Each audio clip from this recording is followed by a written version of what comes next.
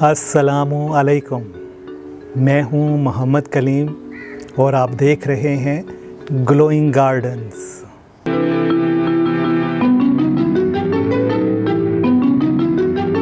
तो जी दोस्तों, आज आप मेरे दाएं बाएं देख के आपको अंदाज़ा हो गया होगा कि आज जो हमारे प्रोग्राम का मौजू है वो है बिगोनियाज़।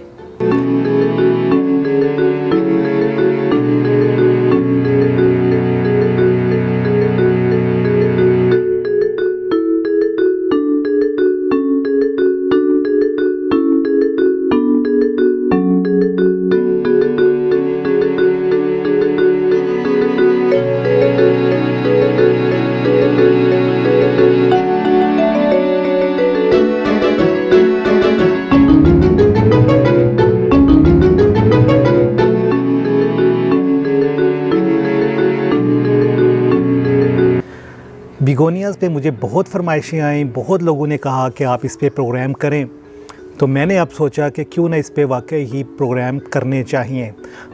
एक प्रोग्राम में बिगोनिया को कवर करना बहुत मुश्किल है, इसके लिए हमें 3-4 प्रोग्राम करने पड़ेंगे।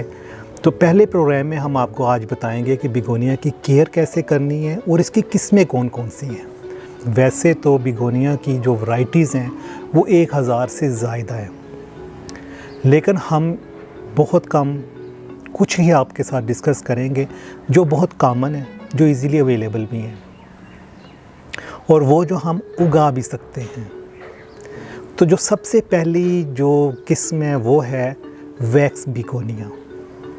वैक्स जो है ये हमारे जहाँ टेम्परेचर ज़्यादा है वहाँ पे भी आसानी से उग जाता है, थोड़ी बहुत धूप भी ये बर्दाश्त कर लेता है। तो इसको आप लाहौर, कराची, इस्लामाबाद, ठंडे इलाके जहाँ आप चाहें आप इसको उगा सकते हैं और चाहें तो आप इसको दिन की धूप भी थोड़ी सी मुहैया कर सकते हैं। उसके बाद जो थोड़ा सा कम हार्डी है वो है राइजोमेटिस बिगोनिया। तो राइजोमेटिस बिगोनिया जो है उसमें आप देखें राइजोम्स इस तरह के होते हैं बने हुए, आप इनको स्टेम्स कह लें, तो ये इस तरह के बने होते हैं। अब ये मेरे सामने जो पड़ा हुआ है ग्रीन कलर में, ये राइजोमेटिस बिगोनिया है। ये थोड़ा हार्डी भी है, लेकिन बिगोनिया ज़्यादातर छाँव पसंद करते हैं, धूप बिल्कुल पसंद नहीं करते। तो आपने जब भी बिगोनियाज़ उगाने हैं या घर में लगाने हैं तो कोशिश करें ऐसा कॉर्नर हो जहाँ पे छाँव हो। राइजोमेटिस के बाद जो बिगोनिया थोड़ा हमारे यहाँ चल जाता है वो है केन बिगोनियाज़। अब ये मेरे पास आप देख सकते हैं, ये केन बिगोनियाज़ हैं, इसको बड़े अच्छे फूल भी आते हैं, तो इसको भी हम आसानी से उगा सकते हैं। टेम्परेचर जो है वो 35-40 तक चला जाए, इसको कोई मसला नहीं है। बैम्बूस के केन्स होते हैं, तो ये बिल्कुल उसी तरह अपनी शाखें तने बनाता है, तो इस वजह से इसको केन बिगोनिया कहा जाता है। लेकिन ये अपने खूबसूरत पत्तों और ख़ूबसूरत लटकते हुए फूलों की वजह से बहुत फेमस है, बहुत मशहूर है। लेकिन आपने जो अहम चीज़ जहन में रखनी है, बिगोनिया को खुश्क मौसम बिल्कुल नहीं पसंद, इनको थोड़ी सी ह्यूमिडिटी चाहिए होती है। तो आप अगर किसी खुश्क इलाके में हैं तो आप समझते हैं कि आपके यहाँ ह्यूमिडिटी कम है, तो आप एक और काम भी कर सकते हैं। आप एक छोटी सी ट्रे बनाएं, उसमें पानी डालें और उस पानी के में आप पत्थर रखें और पत्थरों के ऊपर आप अपने गमलों को रख दें। उससे ये होगा कि उसको जितनी ह्यूमिडिटी चाहिए होती है वो मिल जाती है। बिगोनिया को पानी जो उसके अंदर खड़ा हो जाता है बिल्कुल नहीं पसंद, इससे बिगोनिया जो है ख़राब हो जाता है। बिगोनिया को कोशिश करें कि आप ऐसे पॉट में लगाएं जिसमें पानी फ़ौरन ड्रेन हो जाए। और दूसरा, इसको जो हम फीड्स करते हैं मुख्तलिफ़ पौधों को, तो इसको फीड बिल्कुल नहीं पसंद।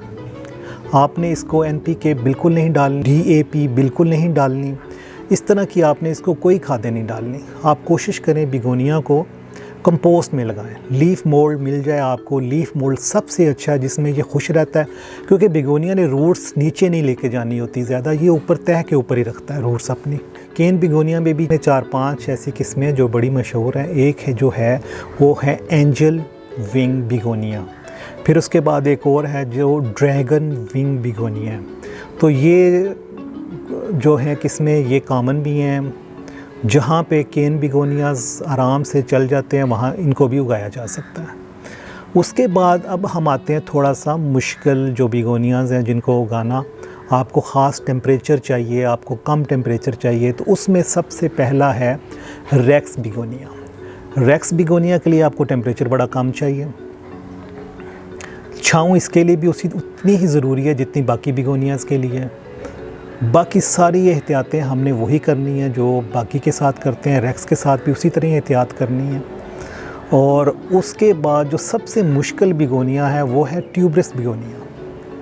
ट्यूबरस बिगोनिया बिल्कुल ठंडे इलाके का बिगोनिया है। इसको आप मरी, एबटाबाद में उगा सकते हैं।